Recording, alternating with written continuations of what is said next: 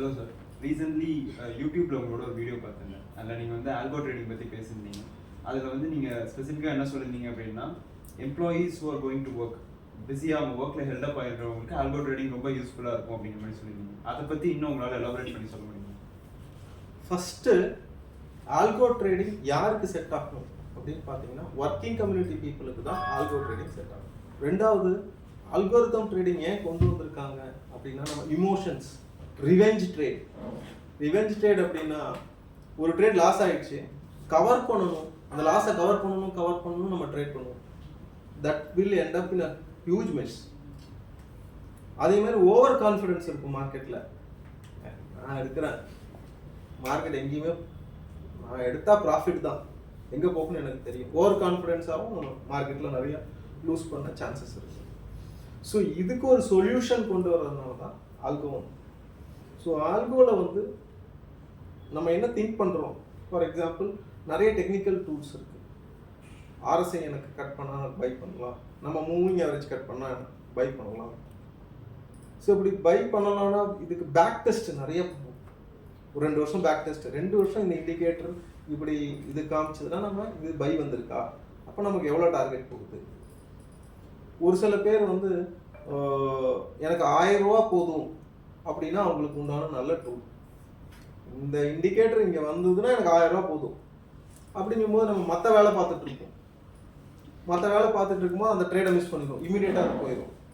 So இன்னைக்கு நிறைய பேர் வந்துட்டாங்க ஆல்கோரிதம் ப்ரொவைடர்ஸ். அது ஏதாவது ஒரு ஆல்கோரிதம் நம்ம வாங்கி வச்சுட்டு டெய்லி காலையில் அது நம்ம யூசர் ஐடி பாஸ்வேர்ட் போட்டுட்டு அதை லாகின் பண்ணால் நம்மளுக்கு அந்த இமோஷன் பிரச்சனை இருக்காது, ஓவர் ட்ரேடிங் இருக்காது, அதுக்கப்புறம் ரிவெஞ்ச் ட்ரேடிங் இருக்காது.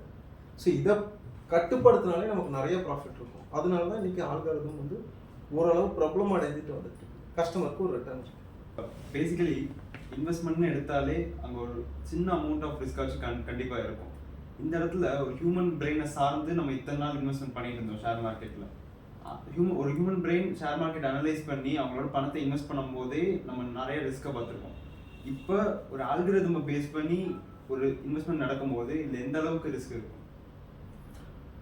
ரிஸ்க் அப்படிங்கும்போது நமக்கு டெக்னிக்கல் ரிஸ்க் தான் இருக்குது. இப்போ ஆல்கோரிதம் வந்து நம்ம ஏபிஇ கீ மூலமாக தான் எடுக்கிறோம். ஏபிஇ கீனா உங்கள் புரோக்கர் ஒரு கீ கொடுப்பாங்க, அந்த கீயை எடுத்துகிட்டு வந்து நம்ம எந்த கம்பெனியில் நம்ம ட்ரேட் பண்ணுறோமோ அந்த ஆல்கோ கம்பெனியில் அந்த கீயை நம்ம போடுவோம். அந்த கீ வந்து ஏபிஇ கீ. அந்த கீ இருந்தால் தான் அந்த பிரிட்ஜ் ஆகும், அந்த டிரான்சாக்ஷன் நடக்கும்.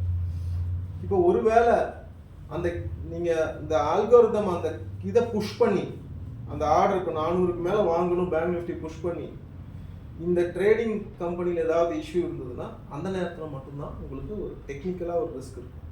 இது எப்போவாவது நடக்கக்கூடிய பேசிக்கான ரிஸ்க் தான். ஸோ அதுவுமே பெருசாக நடக்காது. இப்போ இன்றைக்கி இருக்க காலகட்டத்தில் நம்ம ரிஸ்க் ப்ரொஃபைல் பண்ணி தான் கிளைண்ட்டுக்கு கொடுப்போம். ஒரு 30,000 ரூபா அவங்க அக்கௌண்ட்டில் இருந்தால் தான் நம்ம 10,000 ரூபாய்க்காச்சு ட்ரேட் பண்ண லிமிட் கொடுப்போம். ஒரு 2 time of the buffer amount வச்சா தான் கஸ்டமருக்கு ஒரு ரிட்டர்ன் வரும். ஸோ இந்த டெக்னிக்கல் ரிஸ்க் மட்டும் தான் இருக்கும் ஆல்கரிதம்.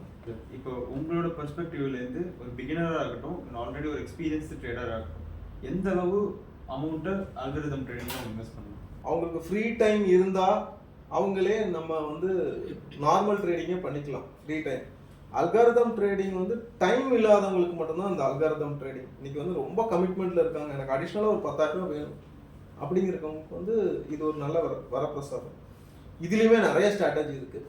ஒரு 1,40,000 ஒருத்தர் வச்சுருந்தாரு அப்படின்னா மாதமாக மினிமமாக ஒரு ரிட்டர்ன் இருக்கும் 3 to 4% கிராஜுவலாக வரும். மேக்ஸிமம் பார்த்தீங்கன்னா மார்க்கெட்டில் வந்து ரைட்டர் தான் ப்ராஃபிட் பண்ணுவாங்க மார்க்கெட்டில். ஸோ நம்ம 1,40,000 வச்சுருந்தோன்னா ஆல்கரிதம் மூலமாக நம்ம ரைட் பண்ணோம்னா நமக்கு கிராஜுவலாக கொஞ்சம் ப்ராஃபிட்ஸ் இருக்கும். It's not a speculation. அந்த டைம் டிகேவோட பெனிஃபிட்டை நம்ம யூஸ் பண்ணி நம்ம காசு சம்பாதிக்கலாம். இது வந்து ஒரு ரிஸ்க் அவர்ஸ் கஸ்டமருக்கு இந்த இதை ரைட்டிங் ஸ்ட்ராட்டஜி நம்ம கொடுக்கலாம். Okay, thank you. ஹோப்ஃபுல்லி சார் கொடுத்த எல்லா இன்ஃபர்மேஷனும் நீங்கள் அல்கோரிதம் ட்ரேடிங் பண்ண போகிறீங்கன்னா அது ஹெல்ப்ஃபுல்லாக இருக்கும்.